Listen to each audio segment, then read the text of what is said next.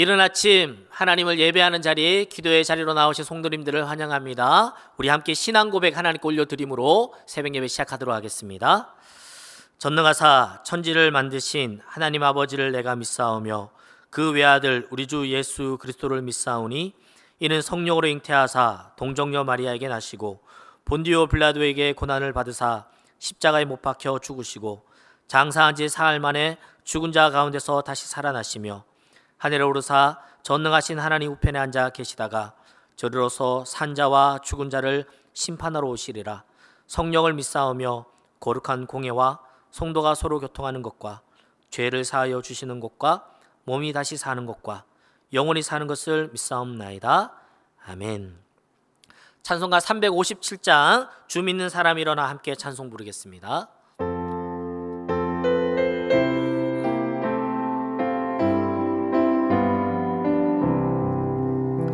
주 믿는 사람 일어나 다 힘을 합하여 이 세상 모든 마귀를 다 쳐서 멸하세. 저 앞에 오는 적군을 다 싸워 이겨라. 주 예수 믿는 힘으로 온 세상 이기네. 믿음이 이기네.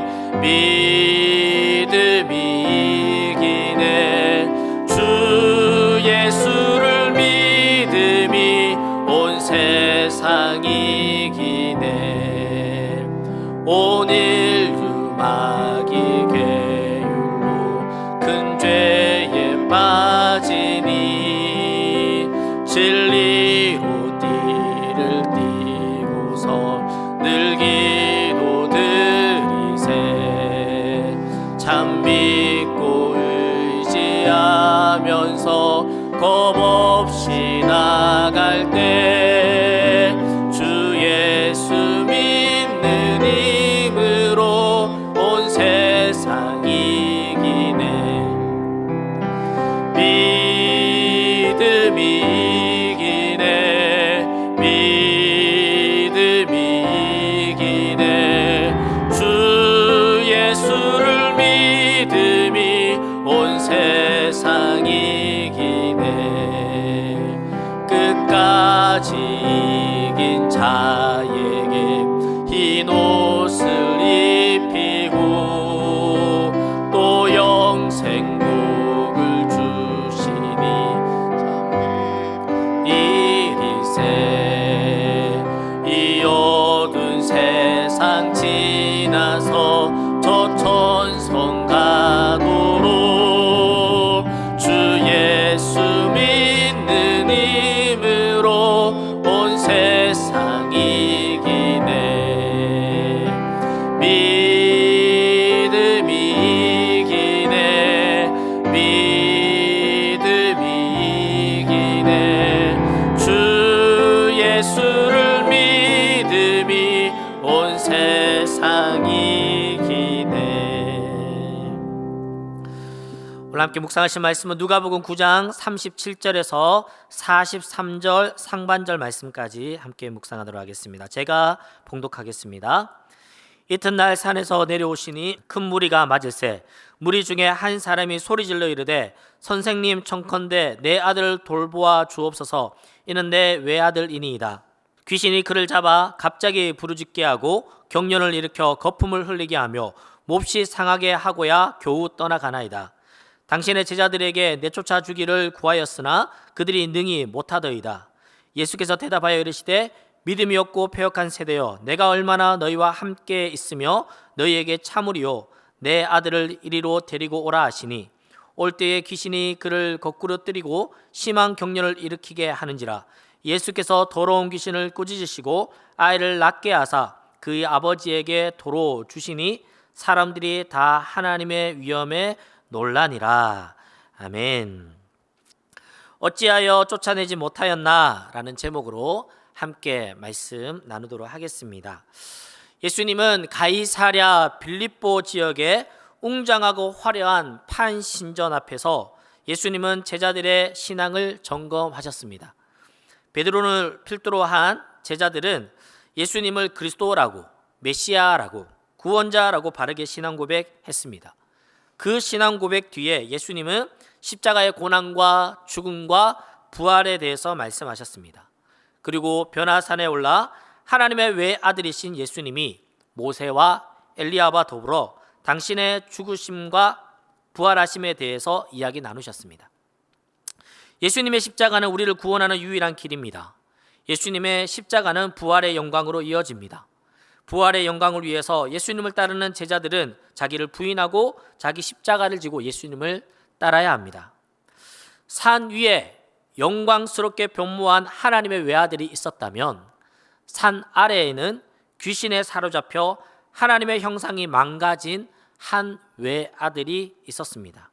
누가복음 9장 38절에서 39절 말씀입니다. 무리 중에 한 사람이 소리질러 이르되 선생님 청컨대 내 아들을 돌보아 주옵소서. 이는 내 외아들이니이다. 귀신이 그를 잡아 갑자기 부르짖게 하고 경련을 일으켜 거품을 흘리게 하며 몹시 상하게 하고야 겨우 떠나가나이다. 마귀, 사탄, 귀신의 무자비한 모습입니다. 한 어린 생명을 참담하게 유린하고 있습니다. 사탄은 지금도 탐욕스럽고 불의한 상황과 환경을 통해 또한 간교한 문화를 이용하여서 하나님의 존귀한 백성들, 하나님의 사랑스러운 주님의 자녀들을 영혼을 괴롭게 합니다. 하나님이신 예수님이 하늘 보좌를 버리시고 이 땅에 내려오셔야 했던 이유, 하나님의 외아들 예수님이 산 위의 영광을 뒤로 하고 산 아래로 내려오셔야 했던 이유, 만왕의 왕께서 예루살렘을 지나 골고다 언덕을 오르셔야 했던 이유는 모두 다 이 외아들로 상징되는 사탄의 메인 인류를 구원하여 부활의 영광에 참여하게 하기 위함입니다. 우리는, 또 우리 자녀는, 우리 가정은 어디에 사로잡혀 있습니까? 또는 무엇에 사로잡혀 있습니까?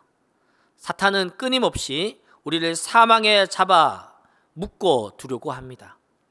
우리가 하나님의 사랑에 사로잡히지 않으면 사탄의 강교함에 사로잡히게 됩니다.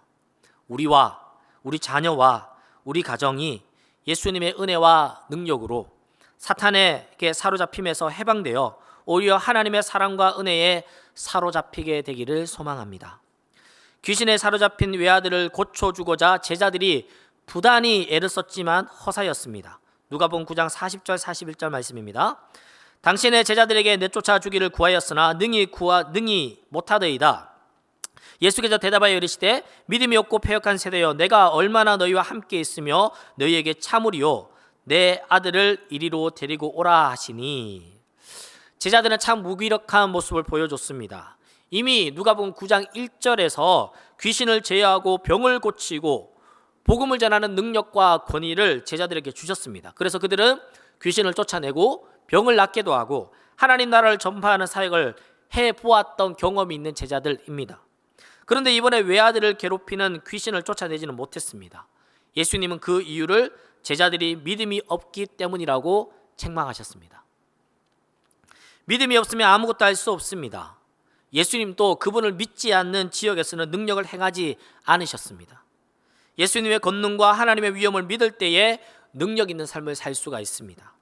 베드로전서 5장 9절 말씀에 너희는 믿음을 굳건하게 하여 그를 대적하라. 이는 세상에 있는 너희 형제들도 동일한 고난을 당하는 줄을 알미라. 예수 그리스도께서 어떤 분이신지 바르게 알고 믿을 때에 주님의 권세와 능력으로 악한 세력들을 대적하고 승리할 수 있습니다. 오늘 본문의 다른 본문에서는 제자들이 예수님께 질문하는 장면도 등장합니다. 마태복음 9장 28절에서 29절 말씀입니다. 집에 들어가심에 제자들이 조용히 묻자오되 우리는 어찌하여 능히 그 귀신을 쫓아내지 못하였나이까? 이르시되 기도 외에 다른 곳으로는 이런 종류가 나갈 수 없느니라 하시니라. 제자들이 예수님께 조용히 물었습니다. 우리는 어째서 그 귀신을 쫓아내지 못했습니까? 불과 며칠 전 누가복음 9장 초반에서는 귀신도 쫓아내고 병도 낫게 하고 복음도 전했던 사역들을 했던 제자들인데 이 외아들 한 명을 여러 명의 제자들이 쫓아내지 못했는지 궁금했을 만합니다. 예수님이 대답합니다. 기도 외에는 다른 곳으로는 이런 종류가 나갈 수 없다. 누가복음에서는 믿음이 없어서 책망받았고 마태복음에서는 기도가 없어서 책망받았습니다.